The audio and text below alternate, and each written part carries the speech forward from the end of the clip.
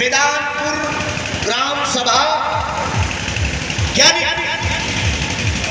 ये 300 रुपए का पुरस्कार आया है और सुंदर पुष्पहार आया है। ग्राम प्रधान वहां के आप है। अरे वाह, समाज पिछड़ा हुआ है। यादव समाज पिछड़ा हुआ है। मुन्ना प्रधान कहना बात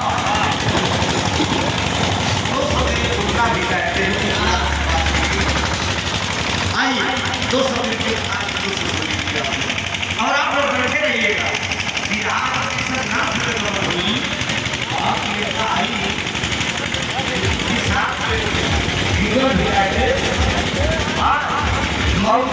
लेके आप लोग